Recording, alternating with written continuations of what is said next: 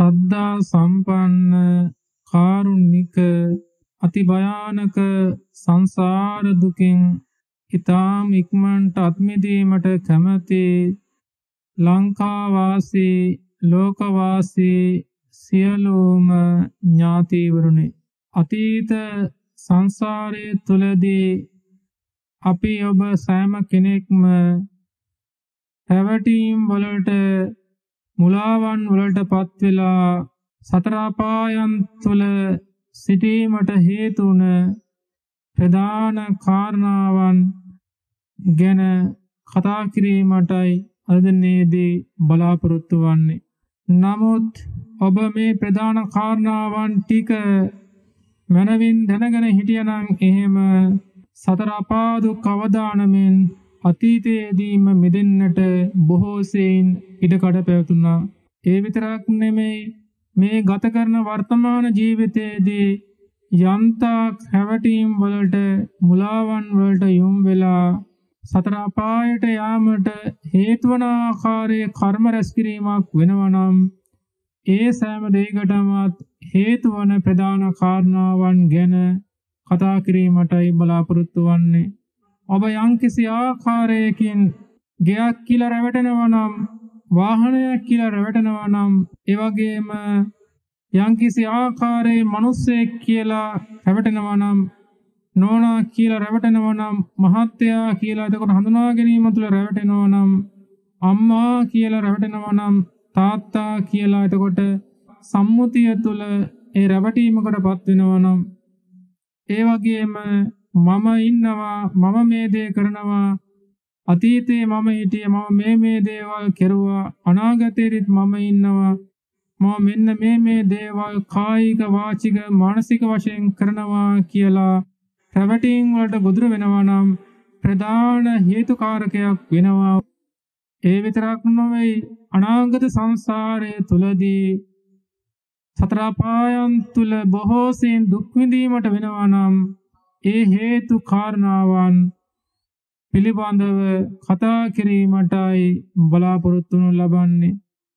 එහෙමනම් අතීත සංසාරයේ තුලදී ගත කරපු ජීවිතයන් අපිට මතක නැහැ.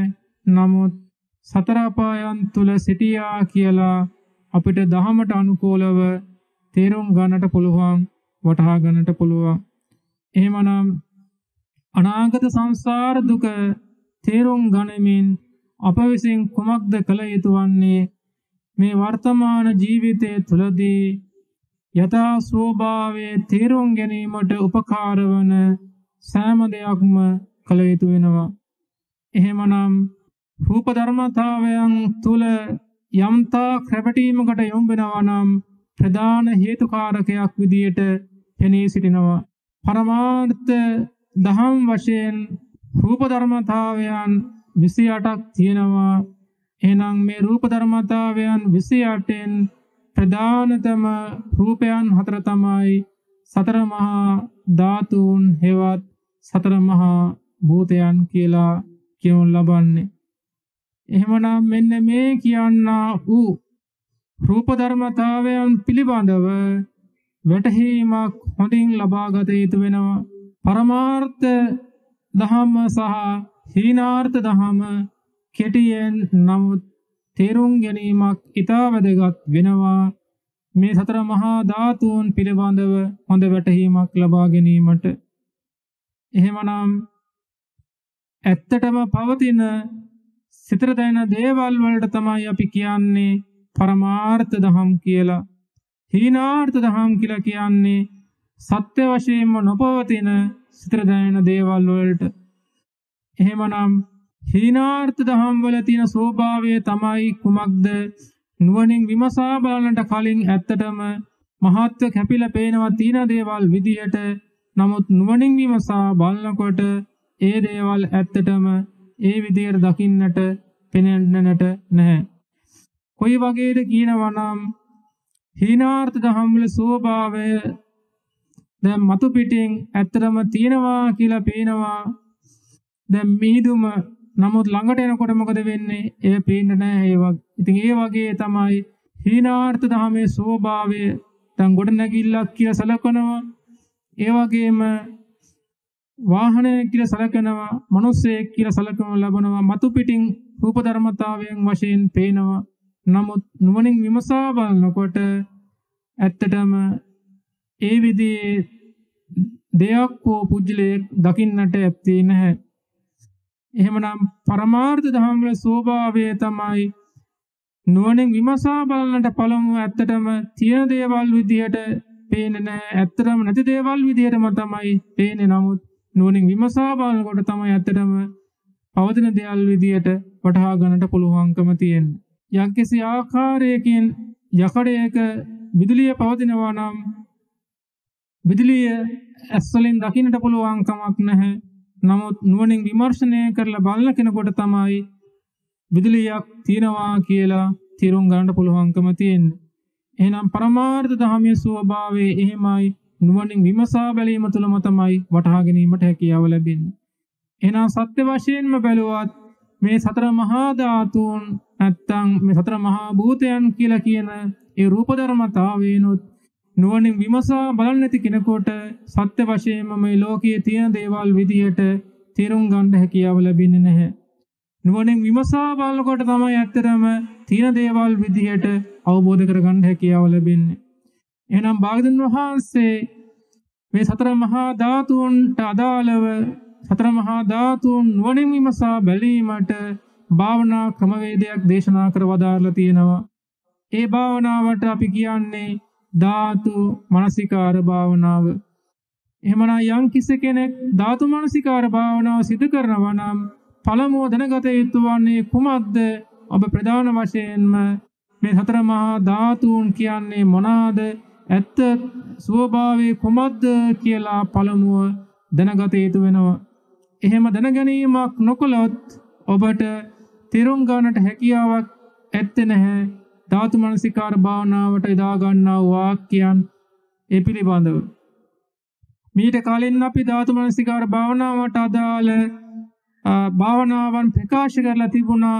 නමුත් සමහර පින්වතුන් අපිට ප්‍රකාශ කරනු ලැබුවා ඒ ප්‍රකාශ කරපු වාක්‍යයන් තේරුම් ගැනීමට අපහසුයි කියලා. ඒ නිසා අපි අදිෂ්ඨානය කරගත්තා හැකිතාක් සරලව මේ කියමු ලබන්නා වූ පරමාර්ථ ධර්මයට ආයත් මේ රූප ධර්මතාවයන් හතර ප්‍රධාන රූප ධර්මතාවයන් හතර සතර මහා ධාතුන් පිළිබඳව පැහැදිලි කර දීමක් කළ යුතුයි කියලා ඉතා සරලව.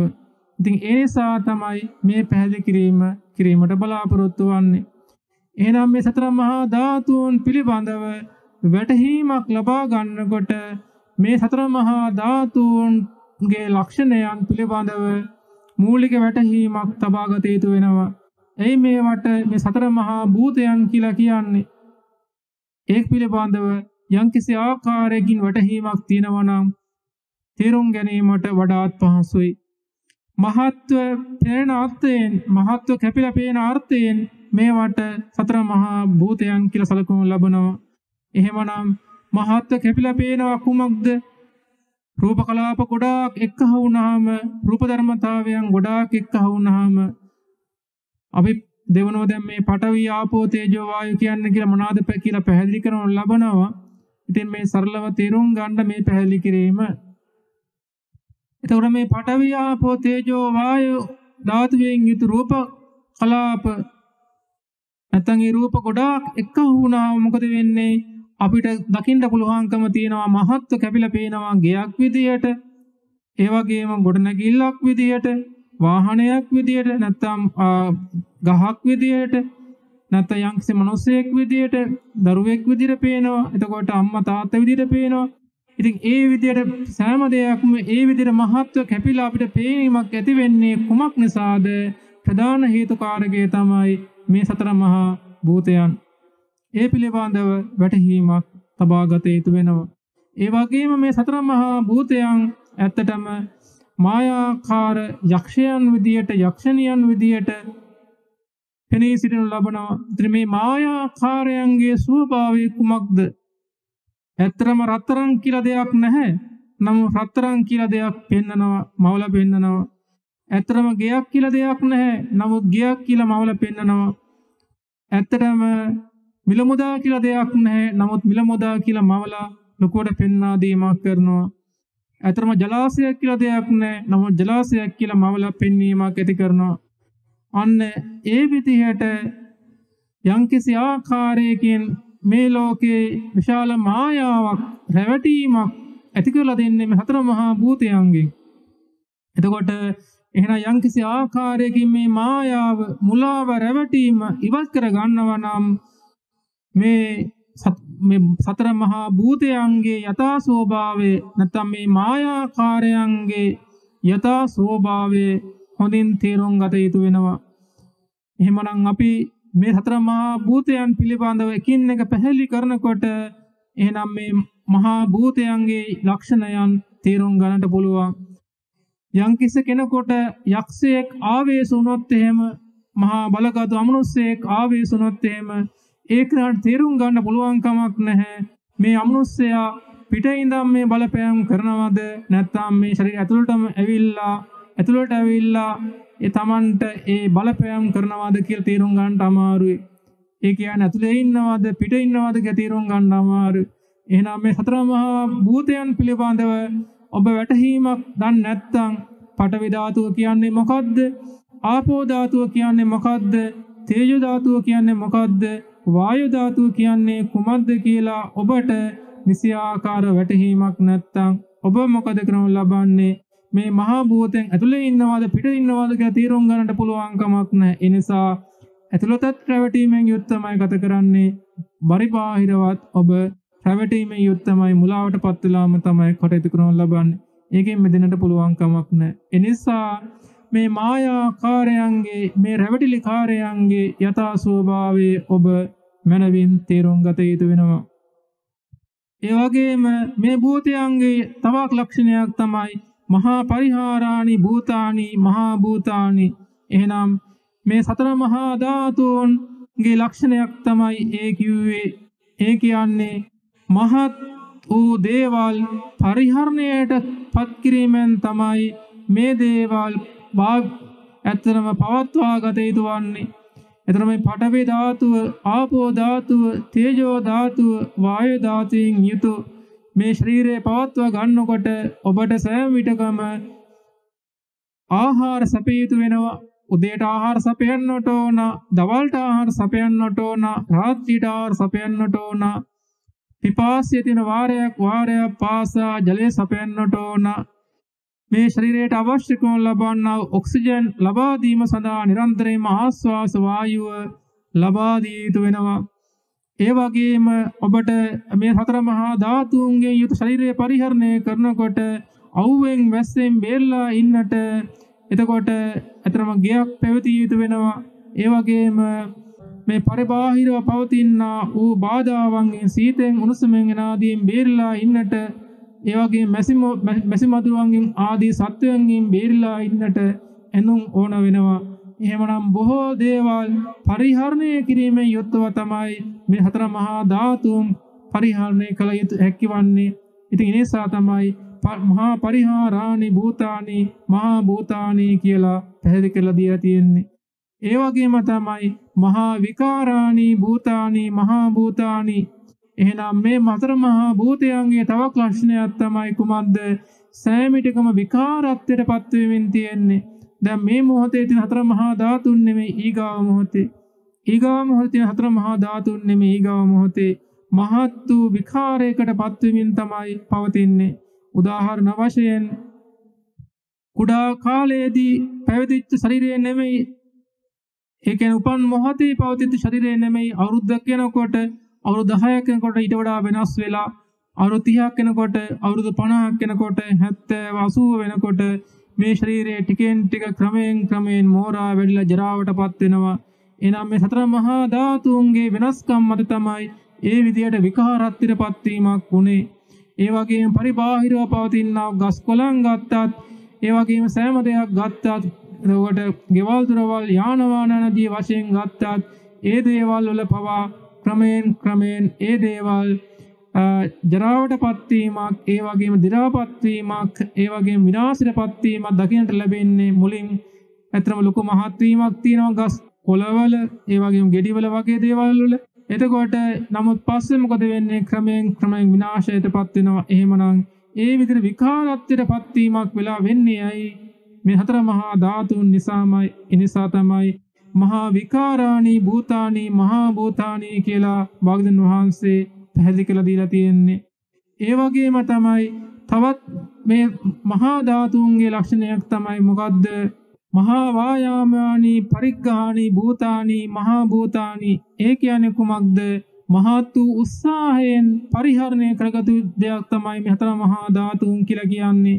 ඒ කියන්නේ හතර මහා ධාතුන් ඊට ශරීරය පරිහරණය කරනවා නම් බොහෝ උත්සාහයෙන් දරිය යුතු වෙනවා. කුමක් සඳහාද? නිරන්තරයෙන්ම නාවන්නට ඕන, සෝදවන්නට ඕන. ඒ වගේ නිරන්තරයෙන් කන්න දෙන්න ඕන, නිරන්තරයෙන්ම බොන්න දෙන්න ඕන. එකපාරක් දීලා මදි. ඒ වගේම තමයි නැගිටවන්නට ඕන. නැගිට විතරක් නෙවෙයි ඉඳවන්නට ඕන, සතපවන්නට ඕන. ඊට පස්සේ ඇවිදවන්නට ඕන. ඉතින් බොහෝ සෙයින් ඉරියව් මාරු කිරීම කළ යුතු වෙනවා. ඉතින් ඒ නිසා බොහෝත්ව පරිශ්‍රමයෙන් ව්‍යායාමයකින් යුක්තවම පවත්වා ගත යුතු වෙනවා. එහෙමනම් මෙන්න මේ හතර මහා ධාතුන්ගේ ලක්ෂණයන් ඊටාම සූක්ෂම ආකාරයෙන් පවතින ආකාරයෙන්ම තේරුම් ගත යුතු වෙනවා. යම් කෙනෙක් ධාතු මනසිකාර භාවනාව කරමින් මේ ධාතුන් හොඳින් තේරුම් ගන්නවා නම් එනම් මේ ධාතුන්ගේ ලක්ෂණයන් තේරුම් ගැනීමේදී අපි පළමුව පැහැදිලි කිරීමට බලාපොරොත්තු වන්නේ පඨවි ධාතුවේ ලක්ෂණයන් පිළිබඳවයි. සතර මහා ධාතුන් කියන්නේ මොනවාද? සතර මහා භූතයන් කියන්නේ කුමක්ද? පඨවි ධාතුව, ආපෝ ධාතුව, තේජෝ ධාතුව, වායු ධාතුවයි. එහෙමනම් අපි ප්‍රථමයෙන් පැහැදිලි කිරීමට බලාපොරොත්තු වන්නේ පඨවි ධාතුව කියන්නේ කුමක්ද කියලයි. පඨවි ධාතුවේ ලක්ෂණයන් පැහැදිලි කරනකොට ඒ ස්වභාවයන් පිළිබඳව හරින් තේරුම් ගත යුතු වෙනවා. එහෙමනම් තද ස්වභාවය, ඒ වගේම මෘදු ස්වභාවය, ඒ වගේම බර ස්වභාවය, ලැහැල්ලු ස්වභාවය, ඒ වගේම කැපෙන ස්වභාවය, ඇනෙන ස්වභාවය යනාදී සියල්ල ගත්තාම පඨවි ධාතුවේ ලක්ෂණයන් විදියට තමයි පවතින්නේ. ඥාතිවරුනි, දැන් ඔබගෙන් අහනවා අපි කුමක්ද ප්‍රශ්නයක්? මේ අතේ තියෙන්නේ කුමක්ද? එතකොට ඔබ ලබා දෙන උත්තරය තමයි ස්වාමීන් වහන්සේ මේ අතේ තියෙන වෙන මොකුත් නෙමෙයි ගල් කැටයක් කියලා උත්තරේ ලබා දෙනවා. නමුත් ඔබ මේ උත්තරේ ලබා දුන්නේ සම්මුතිය තුල පනවා ගත්තා වූ අර්ථයට අනුකූලවයි. අනිකුත් දේවල් වලින් මේ අතේ තියෙන ද්‍රව්‍ය වෙන්කර හඳුනා ගැනීමට ලෝකයා විසින් පනවාගත් වචනයක් තමයි ගල් කැටය කියලා කියන්නේ. නමුත් සත්‍ය වශයෙන්ම මෙතන ගල් කැටයක් කියලා දෙයක් නැහැ. සැබෑවටම පවතින අර්ථමය ස්වභාවයෙන්, සැබෑවටම පවතින සිතට දැනෙන දේවල් ස්වභාවයේ වශයෙන් පරමාර්ථ ධර්මයට අනුකූලව මෙතන ගල් කැටයක් නැහැ. එහෙනම් මෙතන තියෙන්නේ කුමක්ද? පඨවි ධාතුවේ තද ස්වභාවයේ අධිකව පවතිනා වූ රූප කලාප සමූහයක් පමණයි මෙතන තියෙන්නේ. තද ස්වභාවය කියලා කියන්නේ එහෙමනම් කුමක්ද? පඨවි ධාතුවේ ලක්ෂණයක්. එහෙනම් මේ පඨවි ධාතුවේ පවතින තද ස්වභාවය ඇස් දෙකට ගෝචර වෙන්නේ, නාසයට ගෝචර වෙන්නේ, කන් දෙකට ගෝචර වෙන්නේ, එතකොට දිවට රසයක් වශයෙන් ගෝචර වෙන්නේ. එහෙනම් කයට තමයි ගෝචර වෙන්නේ. එහෙනම් තද ස්වභාවය කියන්නේ කයට දැනෙන ස්වභාවයේ වශයෙන් තමයි තේරුම් ගැනීම, වටහා ගැනීම සිද්ධ කළ යුතු වන්නේ. තවත් අපි මේ සම්බන්ධයෙන් පැහැදිලි කිරීමක් කරනවා. නමුත් අපි එක එක ද්‍රව්‍යයන් උපකාර කරගෙන ඒ කාරණාවන් පැහැදිලි කර ගැනීම කරගෙන යමු. ඥාතිවරුනි, දැන් මේ අතේ තියෙන්නේ කුමක්ද කියලා අහුවොත් ඔබ ලබා දෙන උත්තරය තමයි ස්වාමීන් වහන්සේ මේ අතේ තියෙන වෙන මොකුත් නෙමෙයි පුළුන් ස්වල්පයක් තමයි තියෙන්නේ කියලා උත්තරය ලබා දෙනවා. නමුත් ඒ ඔබ සම්මුතිය තුල පනවා ගත්තා වූ අර්ථයෙන් තමයි මේ පුළුන් ටිකක් මේ අතේ තියෙනවා කියලා සඳහන් කරනු ලැබුවේ. නමුත් ඇත්තටම මෙතන තියෙන්නේ කුමක්ද කියලා කියනවා නම් පරමාර්ථ ස්වභාවයේ වශයෙන් පඨවි ධාතුවේ මෘදු ස්වභාවයේ අධිකව පවතිනා වූ රූප කලාප සමුදායක් තමයි මේ අතේ තියෙන්නේ. එහෙමනම් පඨවි ධාතුවේ මෘදු ස්වභාවය අධිකව පවතින රූප කලාප සමූහයක් පමණයි පුළුන් ස්වල්පය කියලා කියන්නේ. එහෙමනම් මෘදු ස්වභාවය කියලා කියන්නේ එහෙමනම් පඨවි ධාතුවේ පවතින ලක්ෂණයක්. නමුත් පඨවි ධාතුවේ ලක්ෂණයන් වශයෙන් තද ස්වභාවයෙන් පවතින දේවල් වශයෙන් සැලකුවොත් ඒ ඔබ රැවටීමකටපත් වීමක්. ගුණයක් හෝ ලක්ෂණයක් තමයි පඨවි ධාතු වශයෙන් තේරුම් ගත යුතු වන්නේ. ඒ වගේම මෘදු ස්වභාවයෙන් පවතින දේවල් පඨවි ධාතු වශයෙන් සැලකුවොත් එයත් නිවැරදි වෙන්නේ නැහැ. එහෙනම් මෘදු ස්වභාවය කියන්නේ පඨවි ධාතුවේ ලක්ෂණයක් වෙනවා. එහෙමනම් පඨවි ධාතුවේ ලක්ෂණයන් වශයෙන් ඔබ හඳුනාගත්තා මොනවාද? තද ස්වභාවය කියන්නේ කුමක්ද කියලා තේරුම් ගත්තා. ඒ වගේ මෘදු ස්වභාවය කියන්නේ කුමක්ද කියලා ඇත්තටම තේරුම් ගත්තා. එහෙනම් මේ මෘදු ස්වභාවය කියන දේ ගෝචර වෙන්නේ ඇස් දෙකට නෙමෙයි, කන් දෙකට නොවේ, නාසයට නොවේ, රසයක් වශයෙන් දිවට නොවේ, කයට තමයි පහසක් වශයෙන් ස්පර්ශ වෙන්නේ. එහෙනම් කයට පහස දැනෙන ආකාරයෙන් තමයි මේ පඨවි ධාතුව හොඳින් හඳුනාගත හැකි වන්නේ කෙනෙකුට. ධාතු මනසිකාර භාවනාවට අදාළව පැහැදිලි කිරීම මේ පැහැදිලි කිරීම වලින් පස්සේ අපි සිදු කිරීමට බලාපොරොත්තු වෙනවා. හොඳයි. එහෙමනම් මේ ගහ කැටේ අතර ගත්තාම අතර දැනෙන දෙයක් තියෙනවා. කොහොමද? බර ස්වභාවයක් දැනෙනවා. එහෙනම් මේ ගහ කැටේ ස්පර්ශ වීම නිසා දැනෙන ස්වභාවය තමයි බර ස්වභාවය. එහෙනම් මේ බර ස්වභාවය කියන්නේ කොහොමද? පඨවි ධාතුවේ ලක්ෂණයක්. දැන් අපි කලින් පැහැදිලි කරන ලැබුවා. එහෙනම් මේ බර ස්වභාවය කියන දේ ඇස් දෙකට ගෝචර වෙන්නේ, කන් දෙකට ගෝචර වෙන්නේ, නාසයට ගෝචර වෙන්නේ, දිවට ගෝචර වෙන්නේ. එහෙනම් කයට තමයි මේ බර ස්වභාවය කියන දේ ගෝචර වෙන්නේ. එහෙනම් බර ස්වභාවය කියන්නේ කුමක්ද? පඨවි ධාතුවේ ලක්ෂණයක් වශයෙන් ඔබ තේරුම් ගත යුතු වෙනවා. එහෙමනම් දැන් මේ අතේ තියෙනවා කුමක්ද? පුළුන් ටික කියලා කියන්න පුළුවන්. ඇත්තරම තියෙන්නේ පඨවි ධාතුවේ මෘදු ස්වභාවයේ පවතින රූප කලාප සමූහයක්. එහෙමනම් මේ ගල් කැටයක් අතර දැනෙන ස්වභාවයෙන් නෙමෙයි මේ පුළුන් ටික අතර දැනෙන්නේ. බර ස්වභාවයක් නෙමෙයි දැනෙන්නේ. ඊතා සැහැල්ලු ස්වභාවයක්, ලැහැල්ලු ස්වභාවයක්.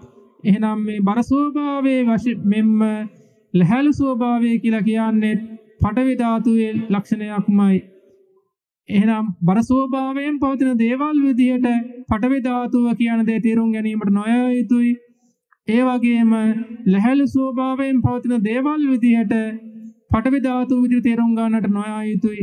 එහෙනම් සෑම විටකම ලක්ෂණයක් ස්වභාවයක් වශයෙන් තමයි පඨවි ධාතුව ඔබ තේරුම් ගත යුතු වන්නේ. එහෙමනම් බර ස්වභාවය කියන්නේ පඨවි ධාතුවේ ලක්ෂණයක් වශයෙන් තේරුම් ගත්තා.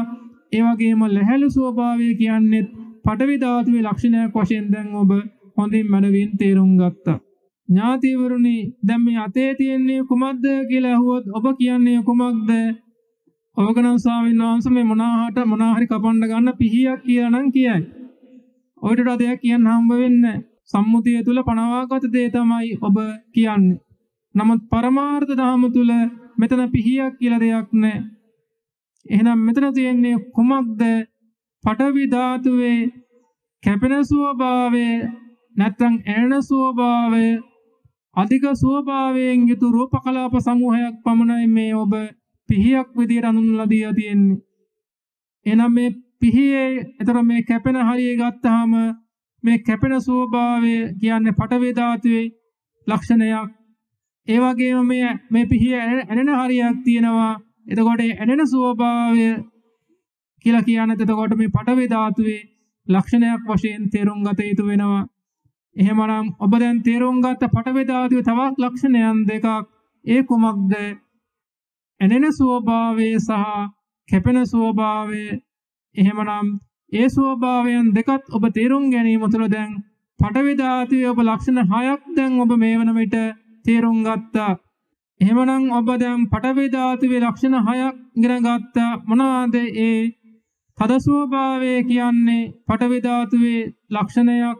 ඒ වගේම මෘදු ස්වභාවය, ඒ වගේම තමයි බර ස්වභාවය, ඒ වගේම ලැහැල්ලු ස්වභාවය, ඒ වගේම තමයි දැන් ගල් කැටයක් වගේ අතර ගත්තාම කර්කශ ස්වභාවයක් දැනෙනවා. ඒ වගේම තමයි මොකද දැන් පිහියේ ස්වභාවයක් වශයෙන් ඔබ තේරුම් ගත්ත මොකද්ද? පිහියක් අතර ගත්තාම ඒක කැපෙන ස්වභාවයක් දැනෙනවා. ඒ වගේ ඇනෙන ස්වභාවයක්. දැන් අපි ඉදිකට්ටක් වගේ ඒක ගත්තත් එහෙම ඒතකොට කකුල ඇනෙන ස්වභාවයක් තියෙනවා. කටුවක් වශයෙන් ගත්තොත් ඇනෙන ස්වභාවයක් තියෙනවා. ඊළඟ ඇනෙන ස්වභාවය, ඒතර කැපෙන ස්වභාවය කියලා කියන්නේත් එහෙමනම් පඨවි ධාතුවේ ලක්ෂණයන්මයි. එහෙනම් පඨවි ධාතුවේ ලක්ෂණයන් ඔබ දැන් මනමින් තේරුම් ගත්තා. දැන් කතා කිරීමට බලාපොරොත්තු වන්නේ එනම් මේ පඨවි ධාතුවේ ලක්ෂණයන් තේරුම් ගැනීම හරහා ඊට පස්සේ ධාතු මනසිකාර භාවනාවට ඔබ පැමිණෙන ආකාරයේ පිළිබඳව වටහා දීමක් කර දීමට තමයි බලාපොරොත්තු වනු ලබන්නේ. එහෙමනම් භාග්‍යවතුන් වහන්සේ දේශනා කරපු ආකාරයට මේ පඨවි ධාතුවේ ලක්ෂණයන් නුවණින් විමසා බලනකොට අනිවාර්යයෙන්ම කළ යුතු භාවනා මනසිකාරයක් තියෙනවා. ඒ භාවනා මනසිකාරයට කියන නම තමයි ධාතු මනසිකාර භාවනාව. එහෙනම් මේ ධාතු මනසිකාර භාවනාව සම්බන්ධයෙන් භාග්‍යවතුන් වහන්සේ මනවින් දේශනා කර වදාළා තියෙන සූත්‍රය තමයි කුමක්ද? ධාතු විභංග සූත්‍රය. එහෙනම් මේ ධාතු විභංග සූත්‍රයේදී පඨවි ධාතුවේ ලක්ෂණයන් නුවණින් විමසා බලන ආකාරය දේශනා කර වදාළා තියෙනවා. යා චේවකෝ පන අජ්ජත්තිකා පඨවි ධාතු යාච බාහිරා පඨවි ධාතු පඨවි ධාතු රේවේසා. ඒ කියන්නේ කුමක්ද? යම් ආකාරයකින් පවතිනා වූ ආධ්‍යාත්මික පඨවි ධාතුවක් වේද බාහිර පඨවි ධාතුවක් වේද පඨවි ධාතුවේ ස්වභාවයේ වශයෙන් දෙක එකිනෙකට සමාන වන්නේය. තන්නේ තම්මම නේසෝ හමස්මි න මේසාත්තානි. එහෙමනම් ඒ කිව්වේ කුමක්ද? පඨවි ධාතුවේ පවතිනා වූ ලක්ෂණ වශයෙන් ස්වභාවයේ වශයෙන් ආධ්‍යාත්මික පඨවි ධාතුවත් පඨවි ධාතු බාහිර පඨවි ධාතුවත් මම නොවන්නේය, මගේ නොවන්නේය, මගේ ආත්මයද නොවන්නේය වශයෙන් නුවණින් විමසා බැලිය යුතු වෙනවා.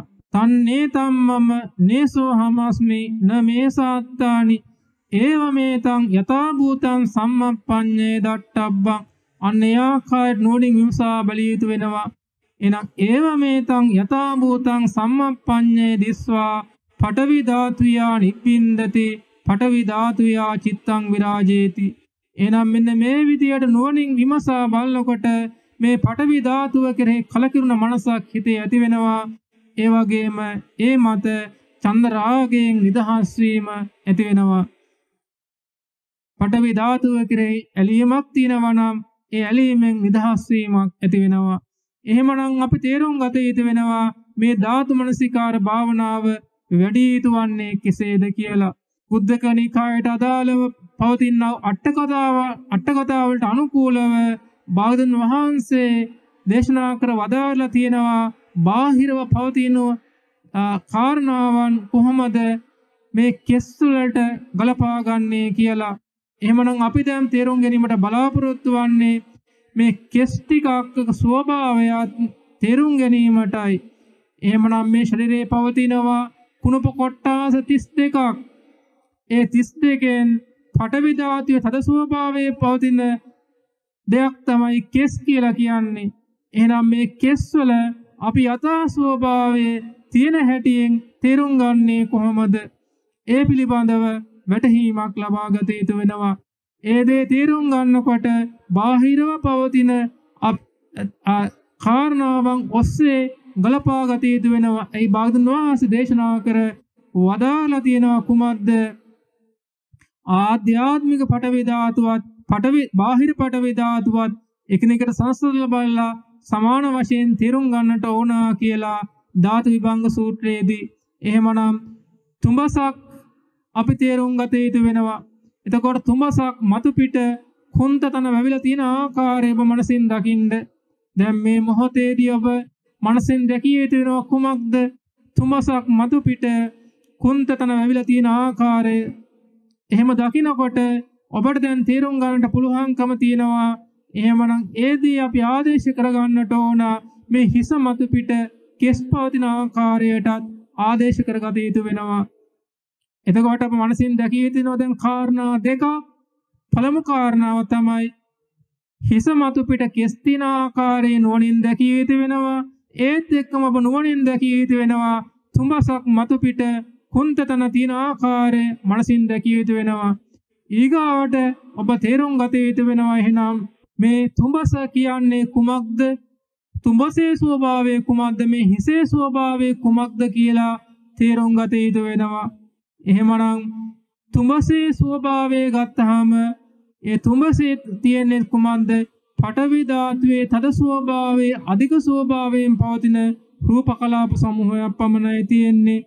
ඒ වගේම අපි හිස ගත්තත් මේ හිසේ පවතින්නේ පඨවි ධාතුවේ තද ස්වභාවයේ අධිකව පවතිනා රූප කලාප සමූහයක් පමණයි පවතින්නේ. ඒ වගේම අපි කුන්ත තන ගන්නවා, කෙස් ගන්නවා. දැන් මේ අතේ තියෙන්නේ මොනවද කියලා අහුවත් ඔබ කියන්නේ කුමක්ද? ස්වාමීන් වහන්සේ මෙතන මොකුත් නෙමෙයි තියෙන්නේ, තනකොළ ටිකක් තමයි තියෙන්නේ. ඒතර ගවයෙක්ව මතක් වෙයි, ගවයෙක් මේ තනකොළ ටික කනවා මතක් වෙයි. ඔච්චර තමයි මතක් වෙන්නේ.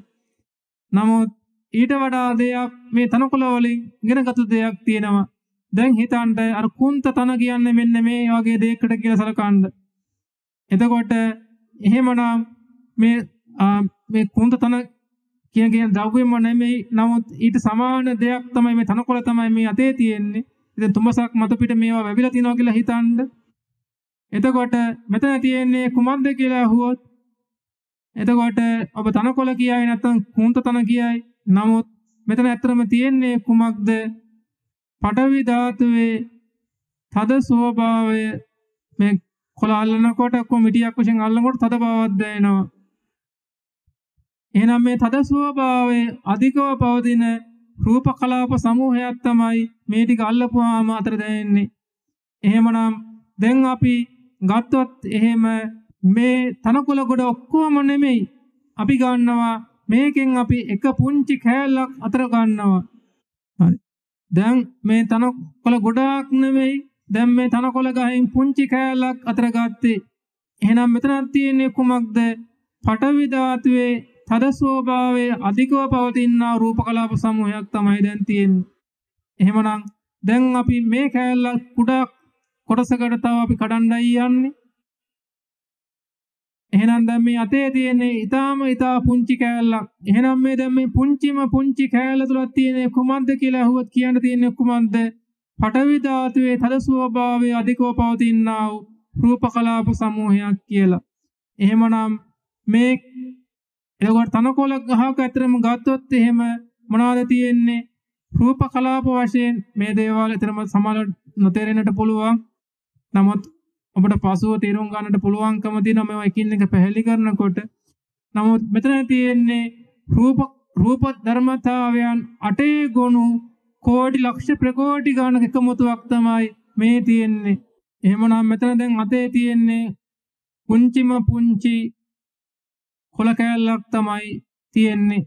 ඒ තනකොළෙන් ගත්ත පුංචි කොටසක්.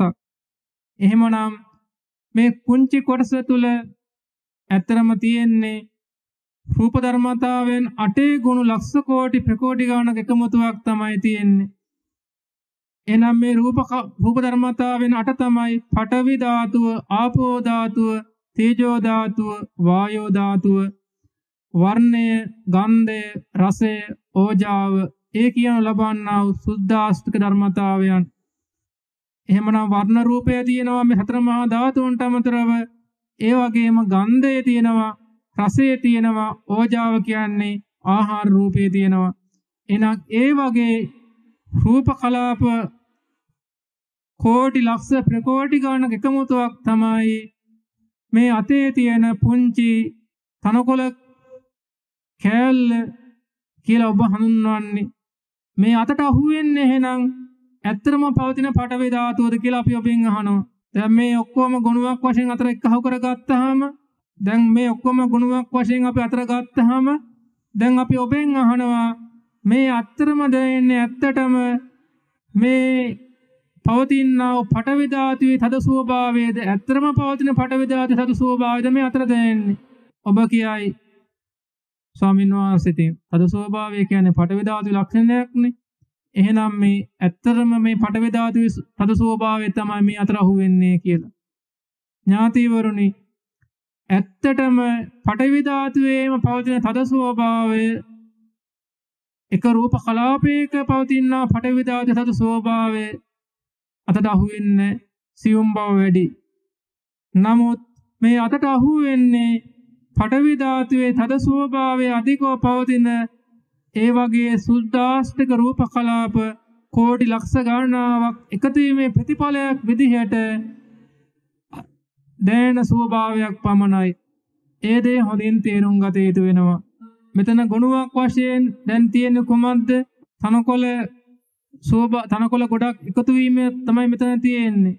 ඉතින් ඇත්තටම මේ ගුණයක් වශයෙන් එකතු වීම තුළ මේ අතට අහු වෙන්නේ සැබෑවටම මේ තනකොළ වල පවතිනා වූ පඨවි ධාතුවේ තද ස්වභාවයමද? ඇත්තටම තේරුම් ගත යුතු වන්නේ පඨවි ධාතුවේ තද ස්වභාවය ගත්තාම එක රූප කලාපයක පවතිනා පඨවි ධාතුවේ තද ස්වභාවය අතට අහු වෙන්නේ. නමුත් අතට අහු වෙන්නේ කුමක්ද?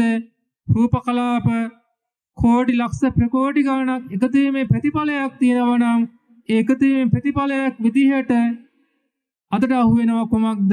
තද ස්වභාවයක්. නමුත් ඒ තද ස්වභාවය තමයි මෙතනදී ධාතු මනසිකාර භාවනාවට අපි තේරුම් ගනු ලබන්නේ. දැන් මේ තනකොළ ගහෙන් පුංචි කෑල්ලක් කඩලා ඊට පස්සේ මෙයා තවත් පුංචියට ඔබේ ඇහැටවත් පේන්නේ නැති මට්ටමටම කෑල්ලක් කඩා ගන්නවා. දැන් ඔබේ ඇහැට පේන්නේ නැහැ. නමුත් පුංචි කෑල්ලක් අතේ තියෙනවා. නමුත් එයා පුංචි කෑල්ලක් විදියට කඩලා ගත්තාම එතනත් මේ සුද්ධාෂ්ටක රූප කලාප කෝටි ලක්ෂක ප්‍රකෝටි ගණනක එකමුතුවක් තියෙනවා. එහෙමනම් ඇහැටවත් පේන්නේ නැති ඊටා පුංචි කෑල්ලක් කඩලා ගන්නවා. එතකොට ඒ දේ වාෂ්ප වෙලා යන මට්ටමටම නැත්තම් හුළඟේ පාලා යන මට්ටමට පුංචි කෑල්ලක් වෙන්නට පුළුවන්. එවිට එතනක් තියෙනවා කුමක්ද? සුද්ධාෂ්ටක රූප කලාප කෝටි ලක්ෂ ප්‍රකෝටි ගණනක එකමුතුවක් තියෙනවා. එහෙනම් දැන් ඔබට තේරුම් ගන්න හැකියාව ලැබෙනවා. එහෙමනම් මේ පඨවි ධාතුව, ආපෝ ධාතුව, තේජ ධාතුව, වායු ධාතුව, වර්ණයේ ගන්ධයේ රසයේ ඕජාව කියනා ඒ රූප ධර්මතාවයන් අට එකමුතු වීම නිසා හට ගන්නා ඒ රූප කලාපය කියන දේ අතින් අහු කරගන්නට බැරි දෙයක් බව තේරුම් ගන්නට හැකියාව ලැබෙනවා. එහෙමනම් ඒ වගේ රූප කලාපයන් කෝටි ප්‍රකෝටි ගණනක් එකතු වීමේ ප්‍රතිඵලයක් විදිහටම තමයි තද ස්වභාවය අතර දැනෙන්නේ. ඒ නිසා තමයි මේ කියන්නේ මේ තනකොළ යනු කුන්තතන යනු පඨවි ධාතුවේ තද ස්වභාවයේ අධිකව පවතිනා රූප කලාප සමූහයක් විදිහට හඳුන්වන්නේ. අතරම සමූහයක් වශයෙන් හඳුන්වනවාට මෙතන රූප කලාප කෝටි ප්‍රකෝටි ගණනක එකමුතුවක් තියෙනවා. කොයි ආකාරයෙන්ද? පඨවි ධාතුවේ තද ස්වභාවයේ අධිකව පවතින රූප කලාප කෝටි ලක්ෂ ප්‍රකෝටි ගණනක එකමුතුවක් තමයි මේ තියෙන්නේ. ඒ හොඳින් තේරුම් ගත යුතු වෙනවා. දැන් මේ අතේ තියෙන්නේ මොනවද කියලා අහුවොත් මොනවද ඥාතිවරුනි කියන්නේ? පින්වතුන් කියයි ස්වාමීන් වහන්සේ ඔබ වහන්සේගේ නම් කෙස්සෙන්න බෑ මේක. මොකද හේතුව ඉතින් ඔබ වහන්සේලා ඉතින් කෙස් මෙච්චර වෙනකන් ඉන්න දෙන්නේ නැහැ නේ, කපලා දානවානේ. එහෙනම් මේ කාගෙන් හරි කපාගත්ත කෙස් ටිකක් තමයි මේ තියෙන්නේ කියලා කියයි. ඒ ඔබ කියන්නේ සම්මුතිය තුල පනවාගත්ත අර්ථයට අනුකූලවයි කියන්නේ. නමුත් පරමාර්ථය තුල ඒ කියන්නේ සම්මුතිය තුල පනවාගත්තේ කියලා කියන්නේ අනිකුත් ලෝකයේ තියෙන දේවල් වලින් මේ අතේ තියෙන ද්‍රව්‍ය වෙන්කර හඳුනා ගැනීමට ඔබ මේකට පනවාගත නමක් තියෙනවා කුමක්ද? කෙස් කියලා. නමුත් ඇත්තටම මෙතන තියෙන කෙස් නෙමෙයි. ඇත්තටම මෙතන තියෙන්නේ මොනවාද? පඨවි ධාතුවේ තද ස්වභාවයේ අධිකව පවතිනා රූප කලාප සමූහයක් තමයි තියෙන්නේ. එතකොට මේ කෙස් ගොඩක් වශයෙන් අතර ගත්තාම එතන පඨවි ධාතුවේ තද ස්වභාවයක වශයෙන් අසු වෙනවා. නමුත් අපි මේක එක කෙස් ගහක් පමණක් අතර අරන් බලමු. ඥාතිවරුනි දැන් මේ අතේ කෙස් ගසක් තියෙනවා දැන්. ඔබට පේනවා දැන් කෙස් ගසක් තියෙනවා කියලා? පේන්නේ නැහැ. එහෙනම් ඊටාම සියුම් දෙයක් තමයි මේ අතේ තියෙන. එහෙනම් මේ එක කෙස් ගසක් තුලත් පඨවි ධාතුවේ තද ස්වභාවය අධිකව පවතින රූප කලාප කෝටි ලක්ෂ ප්‍රකෝටි ගණනක් තියෙනවා. දැන් මේ කෙස් ගහ පුංචි කෑලි වලට කඩලා ගන්නකොට වෙලිකටයකටත් වඩා කුඩා, ඒ වගේම පිටි වලටත් වඩා කුඩා, ඊටාම කුඩා ඒකකයක් ඇහැටවත් පේන්නේ නැතුව තියෙනවා. එහෙනම් ඒ ඒකකය තුලත් පඨවි ධාතුවේ තද ස්වභාවයේ අධිකව පවතින රූප කලාප කෝටි ලක්ෂ ප්‍රකෝටි ගණනාවක් තියෙනවා. ඒ කියන්නේ පඨවි ආපෝ තේජෝ වායෝ වර්ණ ගන්ධ රස ඕජා වශයෙන් පවතින සුද්ධාෂ්ටික රූප කලාප කෝටි ලක්ෂ ප්‍රකෝටි ගණන එකමුතුවක් තියෙනවා. එහෙමනම් මේ කෙස් යනු පඨවි ධාතුවේ තද ස්වභාවයේ අධිකව පවතින රූප කලාප සමූහයක් වශයෙන් හඳුන්වන්නේ මේ වගේ රූප කලාප කෝටි ලක්ෂ ප්‍රකෝටි ගණනක එකමුතුවක් වශයෙන් ඔබ තේරුම් ගත යුතු වෙනවා. එය මනමින් තේරුම් ගත්තොත් ඔබට මේ ධාතු මනසිකාර භාවනාව වඩාත් පහසුවෙන් කරගෙන යාමට හැකියාව ලැබෙනවා. එතකොට දැන් තේරුම් ගත දේ තමයි එනම් පඨවි ආපෝ තේජෝ වායෝ වර්ණ ගන්ධ රස ඕජාව කියන එක සුද්ධාස්තික රූප කලාපය තුල පඨවි ධාතුව තියෙනවා. අන්නේ පඨවි ධාතුව අතර අහුවෙන්නේ ඇයිසියුම් බව වැඩි. එහෙනම් අතට අහුවෙන පඨවි ධාතුව කියලා කියන්නේ සැබෑවටම එක රූප කලාපයක පවතින තද ස්වභාවයෙන් නොවේ. එහෙනම් සැබෑවටම එක රූප කලාපයක තියෙන පඨවි ධාතුව අතින් අල්ලලා දැනගන්න කිසිසේත්ම පුළුවන්කමක් ඇත්තේ නැහැ. එහෙනම් ඔබට පඨවි ධාතුවේ තද ස්වභාවය වශයෙන් තේරුම් ගත හැකි වන්නේ මෙවැනි රූප කලාප කෝටි ලක්ෂ ප්‍රකෝටි ගණනක් එකතු වීමේ ප්‍රතිඵලයක් වශයෙන් අතර දැනෙනවා නම් කයට දැනෙනවා නම් අන්න ඒ තමයි තද ස්වභාවයේ වශයෙන් තේරුම් ගන්නෙ. ඉතින් ඒ නිසා එවැනි රූප කලාප කෝටි ලක්ෂ ගණනක එකමුතුව අපි හඳුන්වනවා කුමක්ද? රූප කලාප සමූහයක් වශයෙන්. ඒ නිසා තමයි අපි කියන්නේ කෙස් යනු පඨවි ධාතුවේ තද ස්වභාවයේ අධිකව පවතින රූප කලාප සමූහයක් වශයෙන්. එහෙමනම් අපි ඒ ධාතු මනසිකාර භාවනාව පැත්තට හැරිලා ඒ ධාතු මනසිකාර භාවනාව පිළිබඳව ලෝඩින් පැහැදිලි කර ගැනීමක් කරමු. කායගත භාවනාවට අදාළව අපි ඒ පැහැදිලි කිරීම කරලා තියෙනවා. නමුත් ඊට අමතරව තවත් මේ පරමාර්ථ ස්වභාවය පිළිබඳව පැහැදිලි කර ගනිමින් අපි ඒ ධාතු මනසිකාර භාවනාව පිළිබඳව වටහා ගැනීමක් කරමු. මොකද ඒකට හේතුව මේ දැන් මේ කරනු ලබන ධාතු මනසිකාර භාවනාව සම්බන්ධව අභිධර්මානුකූලව පැහැදිලි කිරීමයි. ඒ නිසා තවත් වඩාත් පැහැදිලි කර ගැනීමක් කරගත්තොත් එතකොට ඔබට හොඳින් තේරුම් ගන්නට හැකියාව ලැබෙනවා මේ භාවනා ක්‍රමවේදය පිළිබඳව. ශරීරයෙන් පරිබාහිරව අපි තේරුම් ගත දේ තමයි මොකද හුඹහක් තියෙනවා, තුඹසක් තියෙනවා. එතකොට මේ තුඹස උඩ කුන්තතන වැවිලා තියෙනවා. ඒ අපි කිව්ව නුවණින් දකින්නට කියලා. ඒ වගේම ආයෙත් කිව්ව නුවණින් දකින්නට කියලා කුමක්ද? හිස මතු පිට කෙස් තියෙන ආකාරය. එහෙමනම් තුඹස කියන්නේ කුමක්ද කියලා සැලකුවොත් තුඹසේ තියෙන්නේ කුමක්ද? පඨවි ධාතුවේ තද ස්වභාවයේ අධිකව පවතින රූප කලාප සමූහයක්. එන සමූහයක් කියලා කිව්වහම අර කියපු සුද්ධාසු රූප කලාප කෝටි ලක්ෂ ප්‍රකෝටි ගණන එකමුතුවක් තමයි එනම් මේ සමූහයක් විදිහට හඳුන්වන්නේ. එහෙමනම් හිස කියන්නේ කුමක්ද කියලා සැලකන්නේ කුමක්ද? ඒ පඨවි ධාතුවේ තද ස්වභාවයේ අධිකව පවතින රූප කලාප සමූහයක්. ඒතර හිසක වශයෙන් ගත්තාම රූප කලාප ගොඩාක් තියෙනවා. නමුත් අපි තේරුම් ගන්න සතර මහා ධාතුන්ගේ ස්වභාවයෙන් වශයෙන් තේරුම් ගන්නකොට ඔබ තේරුම් ගත යුතු වන්නේ මේ විදිහට තේරුම් ගත යුතු වෙනවා. පඨවි ධාතුව තියෙනවා, ආපෝ ධාතුව තියෙනවා, තේජ ධාතුව තියෙනවා, වායු ධාතුව තියෙනවා. එන සතර මහා ධාතුන්ම තියෙනවා මෙතන. නමුත් තද ස්වභාවයේ එතන අධිකව පවතිනවා. දැන් තුඹස ගත්තත් ඒ තුඹසෙත් තියෙනවා මොනවාද? පඨවි ධාතුව තියෙනවා, ආපෝ ධාතුව තියෙනවා, තේජ ධාතුව තියෙනවා, වායු ධාතුව තියෙනවා. නමුත් පඨවි ධාතුවේ තද ස්වභාවයේ අධිකව පවතිනවා තුඹස තුලත්. ඒ නිසා මොකද වෙන්නේ? තුඹසයි හිසයි ගත්තාම දෙකකට සමානයි. එකකට සමානයි කියලා කියන්නේ මේ සතර මහා ධාතුන්ගේ මිශ්‍රණයේ ස්වභාවය වශයෙන් තමයි මේ තේරුම් ගන්නෙ. එතකොට එහෙමනම් අපි ඊටා සරලව පැහැදිලි කරගනිමු. ආපෝ ධාතුව කියන්නේ කුමක්ද?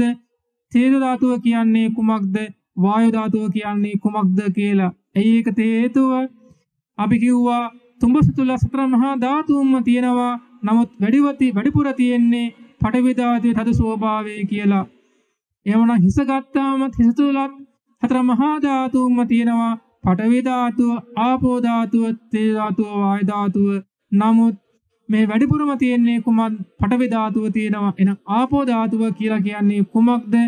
එළෙන ස්වභාවයේ, වැగిරෙන ස්වභාවයේ, පැතිරෙන ස්වභාවයටයි.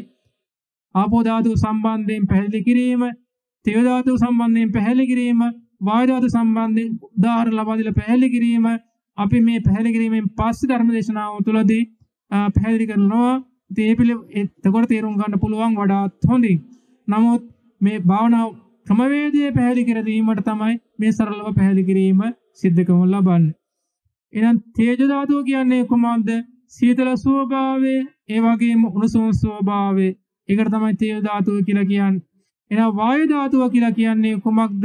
වායු ධාතුව කියලා කියන්නේ හමායන ස්වභාවය, තල්ලු කරන ස්වභාවය, සෙලවෙන ස්වභාවය, ඒ වගේම හැකිලන ස්වභාවය, පිම්බෙන ස්වභාවය. එහෙනම් ඔය අනාදී ස්වභාවයන් තමයි. එහෙමනම් මෙන්න මේ කියව ලබන්නා ස්වභාවයන් ඔක්කොම තියෙනවා තුඹස තුල. නමුත් වැඩිපුරම තියෙන්නේ පඨවි ධාතු තද ස්වභාවය. එහෙනම් මෙන්න මේ කිය හතර මහා ධාතුන්ගේ ලක්ෂණයන් ඔක්කොම තියෙනවා මොනවාද? හිස තුල පවතිනවා. ඒ ලක්ෂණ අඩු වැඩි වෙන්නට පුළුවන්. ඉතින් ඒකට වායු ධාතුව එහෙම ගත්තාම එතකොට ඒ ලක්ෂණ අඩු වැඩි වෙන්න පුළුවන්. නමුත් හතර මහා ධාතුන්ම තියෙනවා. නමුත් ඒ ධාතුන්ගෙන් එතකොට වැඩිපුරම පවතින්නේ කුමක්ද? තද ස්වභාවයේ වැඩි.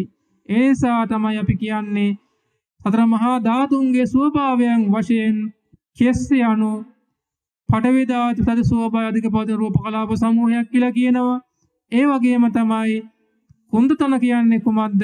පඨවි ධාතු තද ස්වභාවය අධික පවතින රූප කලාප සමූහයක් කියලා කියනවා. ඒ වගේම තුඹස කියලා කියන්නේ පඨවි ධාතුවේ තද ස්වභාවය අධික පවතින රූප කලාප සමූහයක් කියලා කියනවා. ඒ වගේම තමයි හිස කියන්නේ පඨවි ධාතුවේ තද ස්වභාවය අධික පවතින රූප කලාප සමූහයක් කියලා කියනවා. එහෙනම් දැන් ඔබට තේරෙනවා රූප කලාප සමූහයක් කියලා කියන්නේ රූප කලාප කෝටි ලක්ෂ ප්‍රකෝටි ගණනක එකමුතුවට කියන වචනයක් විදිහට එය හොඳින් තේරුම් ගත යුතු වෙනවා. එහෙමනම් මේ භාවනා ක්‍රමවේදය ඉතා සරලව පැහැදිලි කර දීමට තමයි බලාපොරොත්තු වෙන්නේ. නමුත් හොඳ පැහැදිලි කර ගැනීමක් එතකොට අපි කායගත භාවනාව භාවනා ක්‍රමවේදය පැහැදිලි කරනකොට ලබා දීලා තියෙනවා. ඒ තුලින් එතකොට භාවනාව වඩන ආකාරය කොහොමද කරන්නේ කියලා ඒ භාවනා වඩන ආකාරයෙන් හොඳ තේරුම් ගත යුතු වෙනවා. නමුත් අභිධර්මානුකූලව පැහැදිලි කර ගැනීමයි තමයි මේ ඔබ දැන් මේ කරගනිමින් පවතින්නේ. මේ භාවනාව තේරුම් ගැනීමට අවශ්‍ය කරන ලබන අභිධර්මානුකූලව පැහැදිලි කිරීමයි මේ සිදු කරමින් පවතින්නේ. ඒ භාවනා ක්‍රමවේදය තුල පවතින භාවනා වාක්‍යයන් තමයි කුමක්ද? තුඹස මෙන්ම හිස යනුද සතර මහා ධාතුන්ගේ තද ස්වභාවය අධිකව පවතිනා වූ රූප කලාප සමූහයක් පමණි. පඨවි ධාතුවේ තද ස්වභාවය අධිකව පවතිනා වූ රූප කලාප සමූහයක් හැරුණු විට සත්‍ය වශයෙන්ම තුඹස මෙන්ම හිස කියා දෙයක් නොමෙත. සත්‍ය වශයෙන් පවතිනුයේ පඨවි ධාතුවේ තද ස්වභාවය අධිකව පවතිනා වූ රූප කලාප සමූහයක් පමණි. එහෙනම් දැන් ඥාතිවරුන් තේරුම් ගත්ත කුමක්ද? එහෙනම් හිස කියන්නේ ඒ වගේම තුඹස කියන්නේ එක සමාන ස්වභාවයෙන් යුතු දෙකක් කියලා. පඨවි ධාතු තද ස්වභාවය අධික පවතින රූප කලාප වශයෙන් එක සමානයි. ඇත්තටම මෙතන හිස කියලා දෙයක්වත් නැහැ, තුඹස කියලා දෙයක්වත් නැහැ. පවතින්නේ මොනවාද? පඨවි ධාතුවේ තද ස්වභාවය අධිකව පවතින රූප කලාප සමූහයක් වශයෙන් තේරුම් ගන්නට පුළුවන්කම තියෙනවා කියලා අපි හිතනවා, විශ්වාස කරනවා. එතකොට මේ තාක්ෂණික ක්‍රමවේදය භාගතුන් වහන්සේ දේශනා කර වදාලා තියෙන්නේ. මොකද ඒකට හේතුව රැවටීම තුළ තමයි ලෝකයා සිටින්නු ලබන්නේ. එහෙනම් මේ රැවටීමෙන් මිදීමට බාහිරව පවතිනා දෙයක් තමක සංසන්දනය කරලා තේරුම් ගත යුතු වෙනවා. දැන් එතකොට ගත්තාම තුඹස මතු පිට කුන්තන තියනවා කියලා තුඹස දන්නේ නැහැ වගේම හිස මතු පිට කෙස් තියනවා කියලා හිස දන්නේ නැහැ. එතකොට ඒ හරහා තීරුම් ගන්නට ඕන දේ තමයි සත්පුජ්‍යල සංඥා දුරු කර ගන්න ආකල්පය ඒ තුලින් ලැබෙනවා.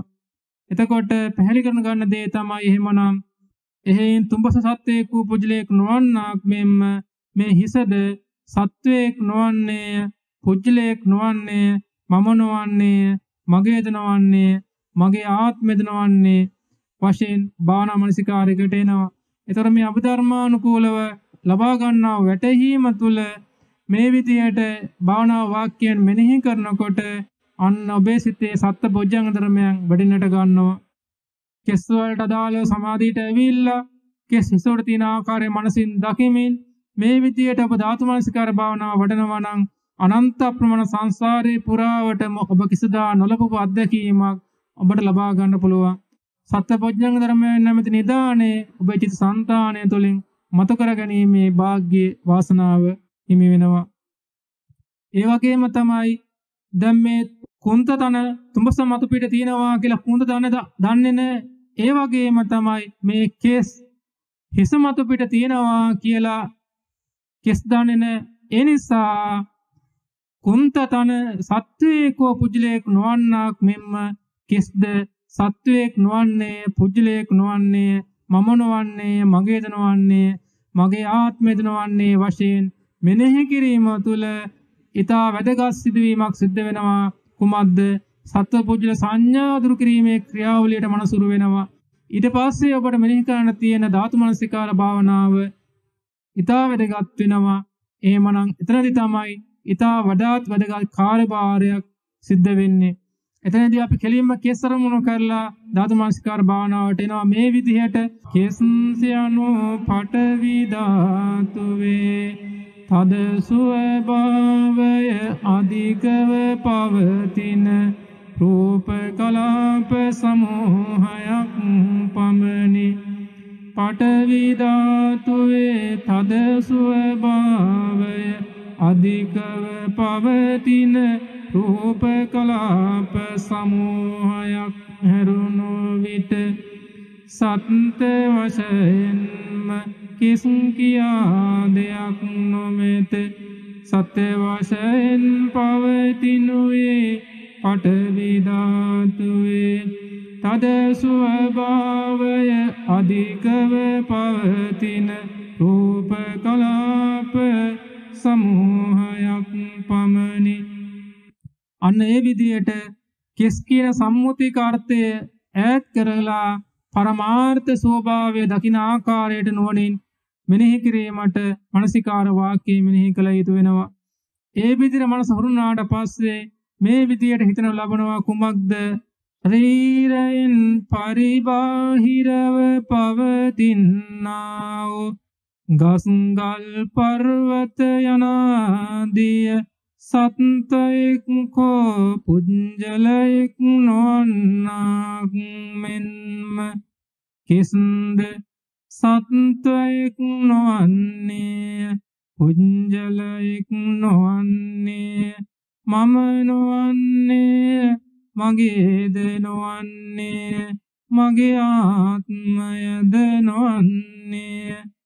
එහෙමනම් ශරීරයෙන් පරිබාහිරව පවතින ගස්ගල් පර්වත ගත්තත් කෙස් ගත්තත් ඒ හැම දෙයකම තියෙන කුමක්ද? තද ස්වභාවය. පඨවි ධාතුවේ තද ස්වභාවය අධිකව පවතින රූප කලාප වශයෙන් කෙසුත් ශරීරයෙන් පරිබාහිරව පවතින ගස්ගල් පර්වතත් එකිනෙකට සමාන වන්නේ කිසිදු වෙනස්කමක් නොමැත්තේ. පඨවි ධාතු තද ස්වභාවය වශයෙන් සමානයි. කෙස් අතින් අල්ලපුවම තද ස්වභාවය දෙන්නේ ශරීරයෙන් පරිබාහිරව පවතින ගස්ගල් පර්වතයන් ආදියත් අතින් අල්ලපුවාම කුමක්ද දැනෙන්නේ? තද ස්වභාවය තමයි දැනෙන්නේ. ඒ නිසා මේ දෙකම ගත්තාම පඨවි ධාතුවේ තද ස්වභාවයේ පවතින රූප කලාප වශයෙන් දෙකම එකිනෙකට සමාන බව තේරුම් ගත යුතු වෙනවා. එහෙම තේරුම් අරගෙන මෙනෙහි කරනවා කුමක්ද? ශරීරයෙන් පරිබාහිරව පවතින ගස්ගල් පර්වතයන් ආදිය සත්වේක පුජ්‍යලේක නොවන්නාක් මෙම්ම කෙස්ද සත්වේක නොවන්නේ පුජ්‍යලේක නොවන්නේ මම නොවන්නේ මගේද නොවන්නේ මගේ ආත්මෙද නොවන්නේ. එහෙනම් අන්න ඒ විදියට භාවනා වාක්‍යයන් මෙනෙහි කළ යුතු වෙනවා.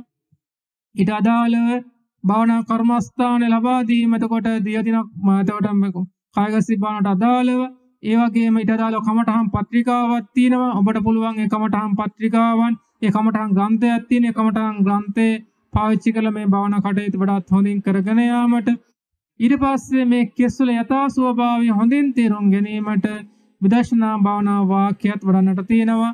මේ කෙස්වල වෙනස් වන ස්වභාවය තේරුම් ගනිමින් විදර්ශනා භාවනා වාක්‍යයෙන් වඩන ආකාරයත් ඊට පස්සේ අනුපිළිවෙලට විදර්ශනා භාවනා කරන ආකාරයත් පහදා දීලා තියෙනවා.